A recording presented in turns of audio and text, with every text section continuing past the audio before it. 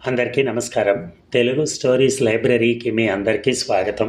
ఇప్పుడు మనం వినబోయే కథ సతీ సావిత్రి సూత్రాలు. రచన సౌమ్య నిట్టల గారు. మరి కథలోకి వెళ్దామా? ఓ స్టార్ హోటల్లో జాతీయ స్థాయి బిజినెస్ సెమినార్ జరుగుతోంది. వ్యాపార రంగంలో అగ్రశ్రేణికి చెందిన వారు తాము నేర్చుకున్న పాఠాలు పంచుకునే వేదిక అది. కింది స్థాయి నుంచి వచ్చి కేవలం స్వశక్తితో కోటీశ్వరులై తమ దేశ ప్రగతికి ఎన్నో విధాలుగా దోహదపడుతున్న బిజినెస్ టైకూన్లతో ఆ ప్రదేశం ఒక ఔన్నత్యాన్ని సంతరించుకుంది. వారిలో విదేశాల్లో జెండా పాతిన ఎన్ఆర్ఐ వ్యాపారవేత్తలు కూడా ఉన్నారు. తమ స్టార్టప్ ఐడియాలను విజయవంతం చేసుకోవాలనుకునే యువత ఒకవైపు, వ్యాపార పరిచయాలు నెట్వర్కింగ్ కోసం వచ్చిన బిజినెస్ ఓనర్స్ ఇంకొక వైపు, ఒక్కొక్క బిజినెస్ భీష్ముడి చుట్టూ చిన్న చిన్న గుంపులుగా చేరి వారి అనుభవ సారాన్ని చెవులారా గ్రహిస్తున్నారు. వేదిక మీద వివిధ కార్యక్రమాలు, ప్రసంగాలు వరుసగా జరుగుతున్నాయి. వింటున్న వాళ్ళు వింటున్నారు, మిగిలిన వారు తమ పనుల్లో తామున్నారు. విజిటింగ్ కార్డ్స్ చేతులు మారుతున్నాయి, వాట్సాప్ గ్రూపులు ఏర్పడుతున్నాయి.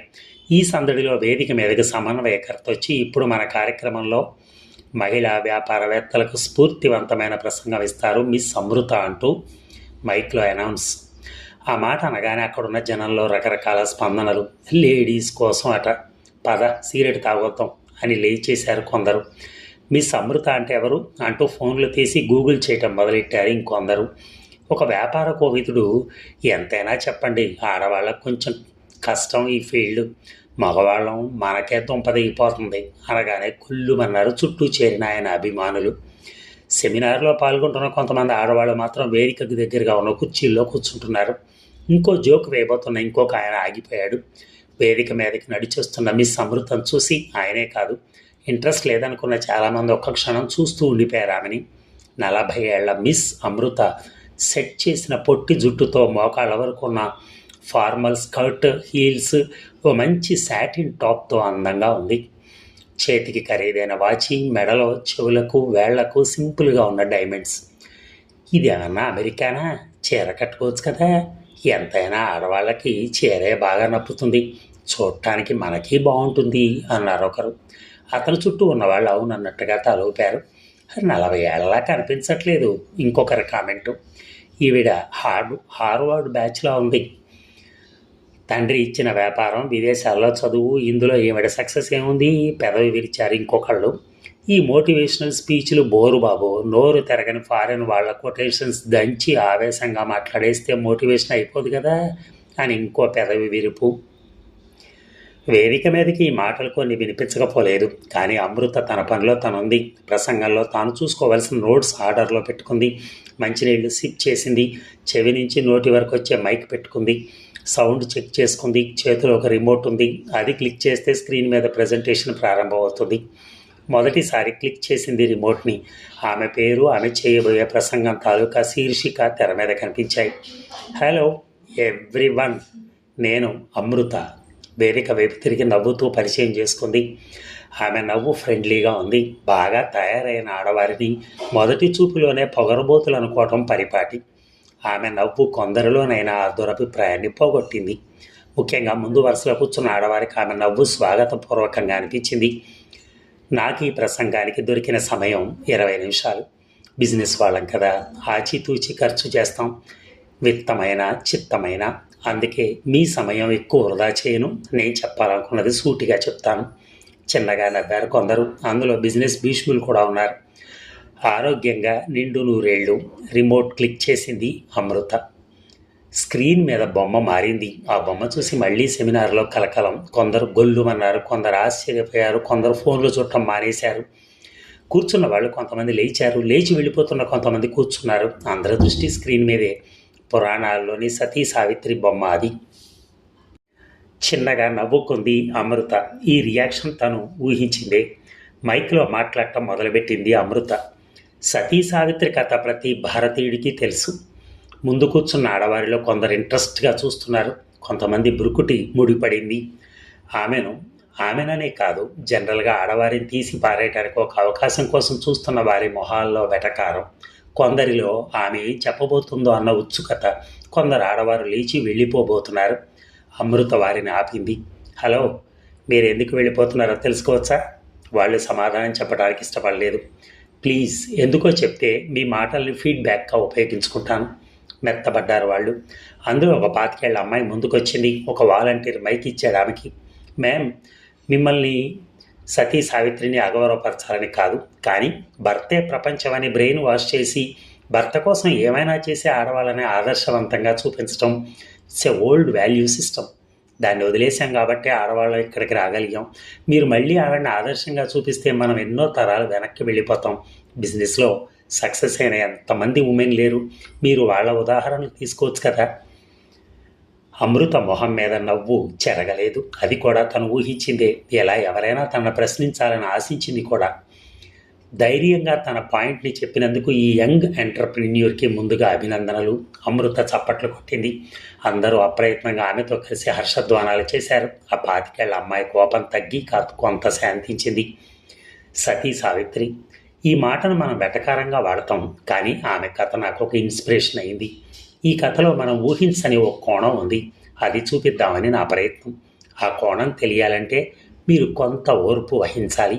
ఈ 20 నిమిషాల్లో మీకు కూడా ఆమెకు ఇన్స్పిరేషన్ అవ్వకపోతే మీ టైంని తిరిగి ఇవ్వలేను. కానీ తన నోట్స్ నుంచి ఒక చెక్ తీసి అందరికీ చూపించి సైన్ చేసింది. మీలో ఎవరికి మీ టైం వేస్ట్ అయిందనిపిస్తే వారికి బ్లాంక్ చెక్ ఇస్తాను. ఈ మాట విన్నాక ఇదేదో లేడీస్ టాపిక్ అని వెళ్ళిపోబోతున్న వారు కూడా వెనక్కి వచ్చి కూర్చున్నారు. బయట ఉండిపోయిన మిత్రులకు వాట్సాప్లు వెళ్ళిపోయాయి. వాళ్ళు పరుగున లోపలికి వచ్చేశారు. హాల్ కిక్కిరిసిపోయింది. ఇంతలాగా అందరూ చెవులు రిక్కించి మరీ విన్న ప్రసంగం ఈ సెమినార్లో ఇదే మొదటిది. అమృత తన ప్రసంగం మొదలుపెట్టింది.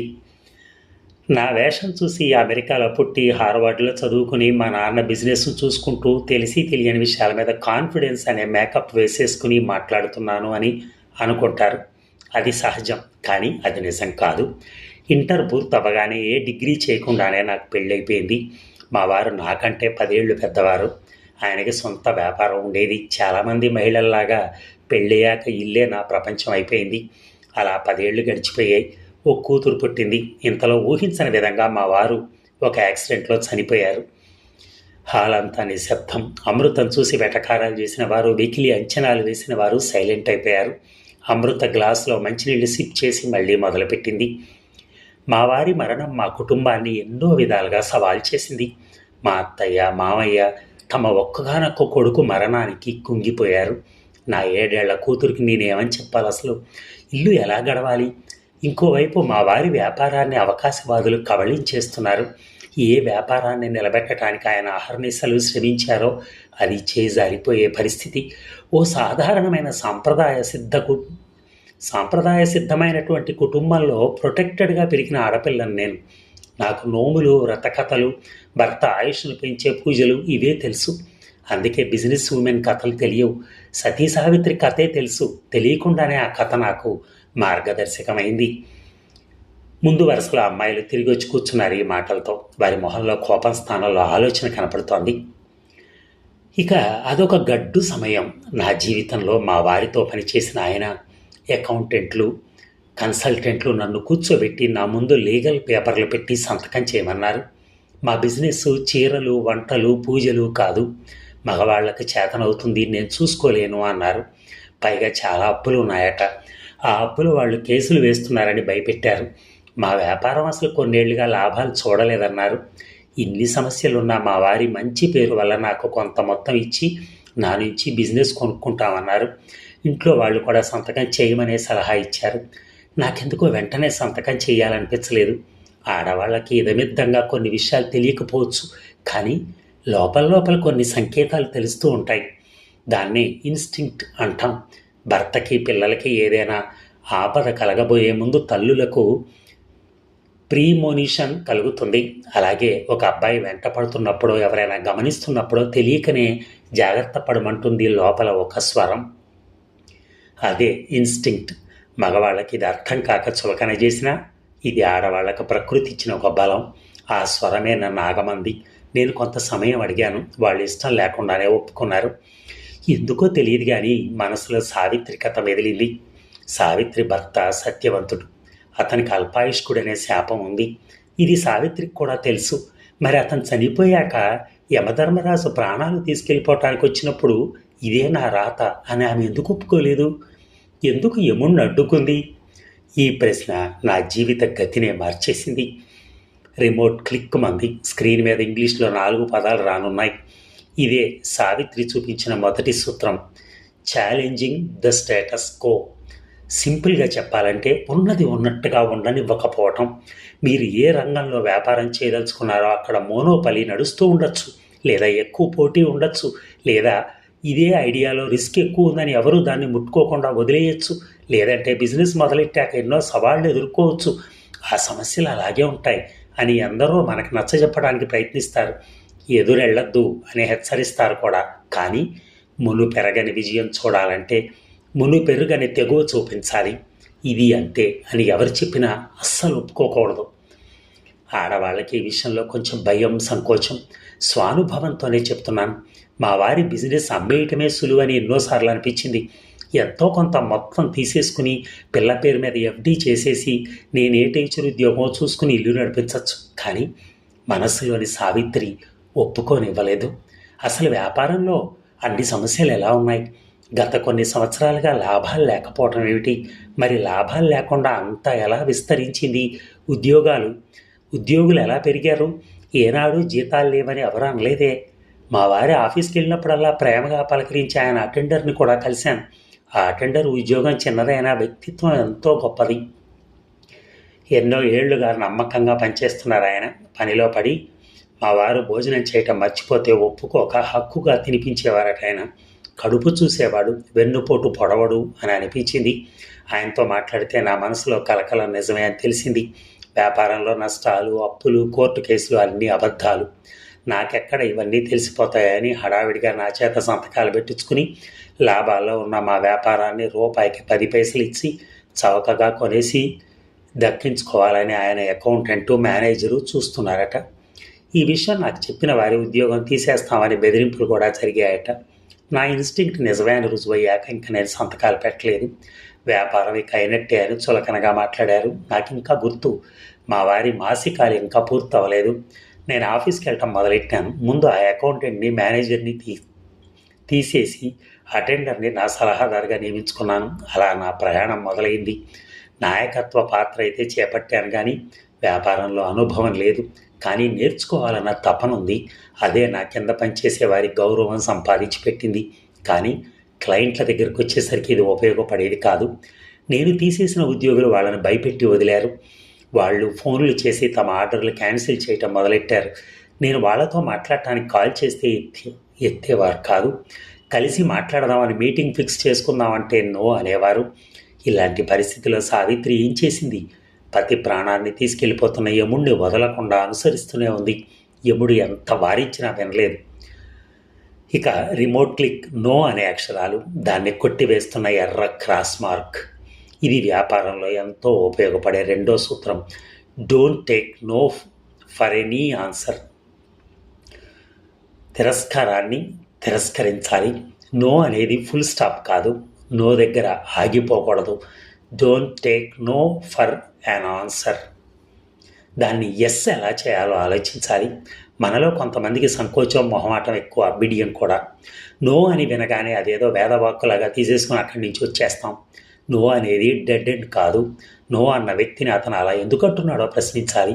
వారి సమాధానంలో వారి ఎస్ చెప్పడానికి ఏం కావాలో కూడా దాగుంటుంది. అది తెలుసుకోవాలి. నో వినటం అలవాటైపోవాలి, మామూలు విషయం అయిపోవాలి. దాని నుంచి నెగిటివ్ భావాన్ని తీసేయాలి.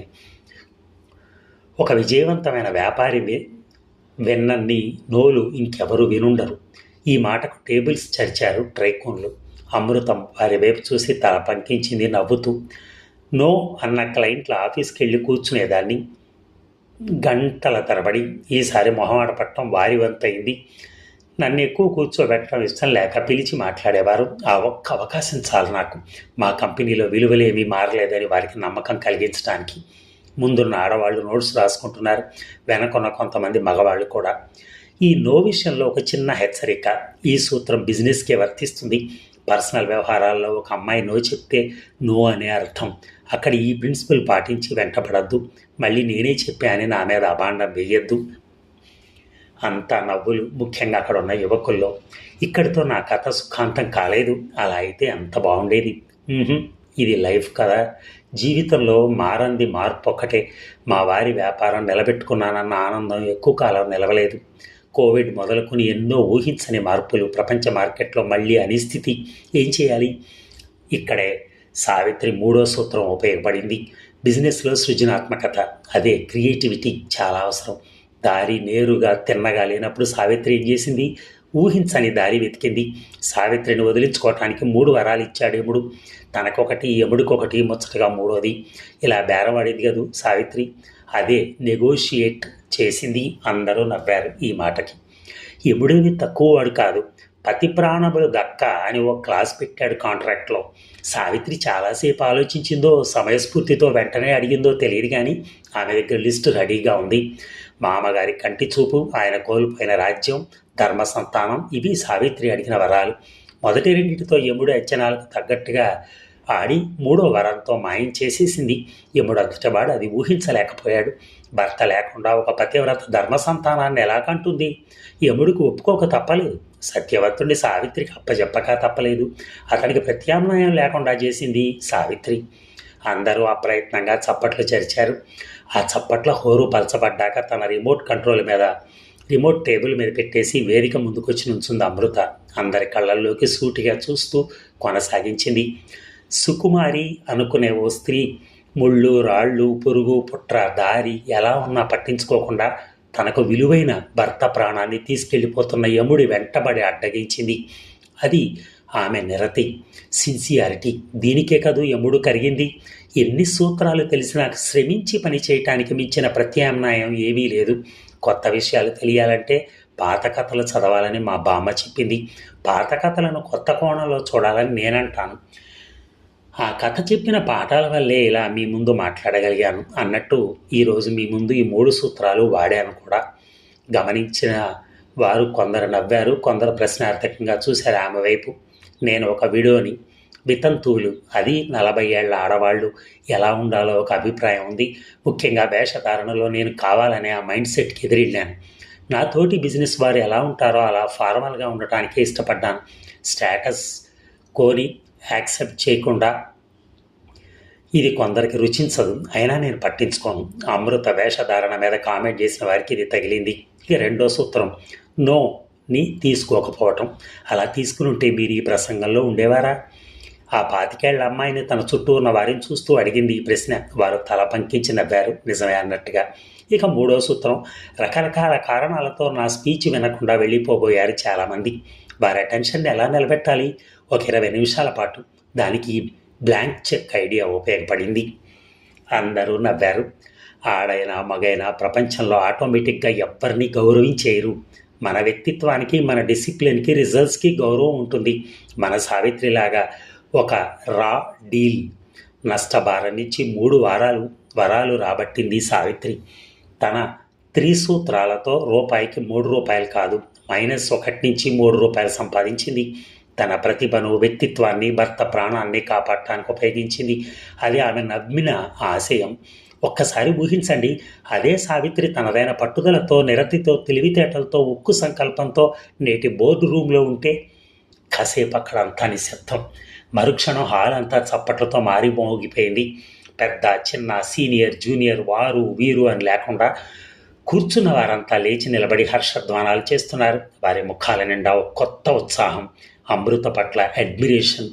తన పతి ప్రాణాలు కాకపోయినా అతనికి ఎంతో ప్రియమైన వ్యాపారాన్ని దక్కించుకున్న అమృత, ఆ వ్యాపారాన్ని తనదైన శైలిలో కొత్త శిఖరాలకు చేర్చిన అమృత, తాను తెలుసుకుని తనలాంటి వారికి స్ఫూర్తి పాఠాలను అందించిన అమృత ఆ అభినందనలను ఆనందంగా స్వీకరిస్తోంది.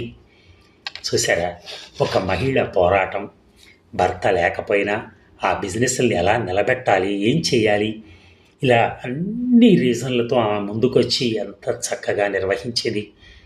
అందుకే ఆ కథకి పేరు కూడా మనం ఏమనుకున్నాం చెప్పండి? సతీ సావిత్రి. ఆమె సూత్రాలు అన్నమాట అవన్నీ. Thank you very much. ధన్యవాదాలు.